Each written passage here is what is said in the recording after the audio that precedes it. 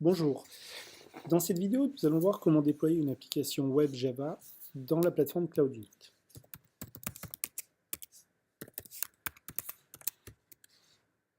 Lorsque l'utilisateur se connecte, il arrive sur le panneau central qui lui présente l'ensemble de ses applications. Dans notre exemple, nous voyons qu'il y a déjà une application Demo1 qui existe et qui est démarrée. Cette application peut être arrêtée et redémarrée.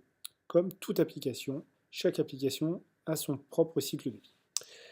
Pour poursuivre cet exemple, je vais créer donc une deuxième application, donc Demo2. J'ai le choix donc du serveur d'application qui est Tomcat 6, 7, 8, JBoss 7 ou JBoss 8.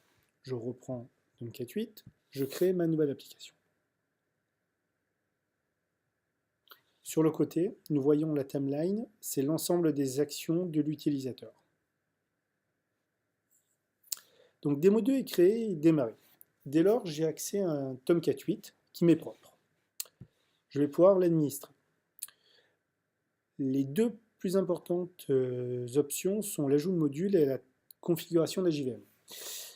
Donc, l'ajout d'un module consiste à ajouter une dépendance qui est soit une base de données, soit un service tiers, qui pourrait être Jenkins dans le futur. Aujourd'hui, par exemple, donc on ajoute MySQL 5.5. Dès que MySQL 5.5 sera ajouté, vous allez donc avoir votre propre instance MySQL associée à votre application. C'est bien une instance MySQL et non pas une base de données sur une instance mutualisée. Ici, au niveau de l'overview, on a accès donc à la console d'administration de MySQL.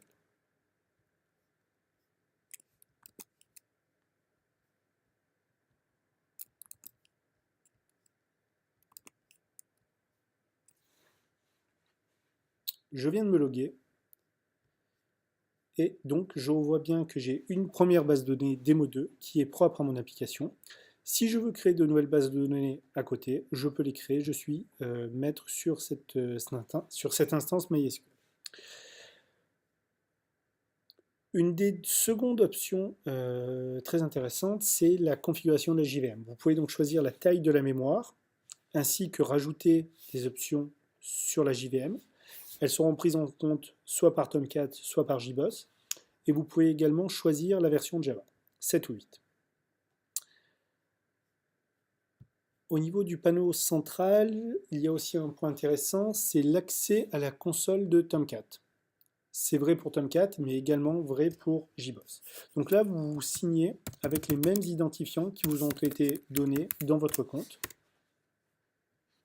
Pardon. Voilà. Et donc j'ai accès à mon instance Tomcat. J'aurai autant de consoles d'administration de Tomcat que j'ai de serveurs Tomcat, donc que d'applications Tomcat. Voilà. Ici, il y aurait un Tomcat, un deuxième Tomcat.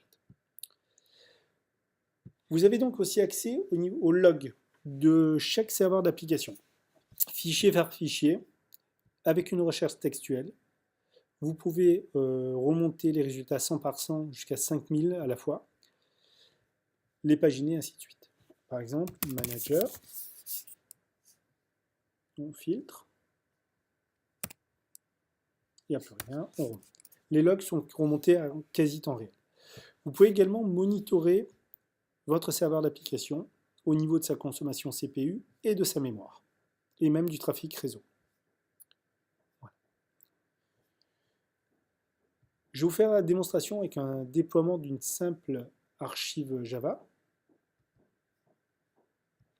Pour l'instant, on remarque que le preview ici est grisé. Dès que l'application va être déployée,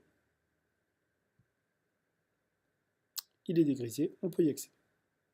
Voilà. Ceci conclut la petite présentation. Je vous incite à regarder les autres présentations concernant le déploiement via Git et aussi l'utilisation du Command Line Interface, le CLI. Je vous remercie.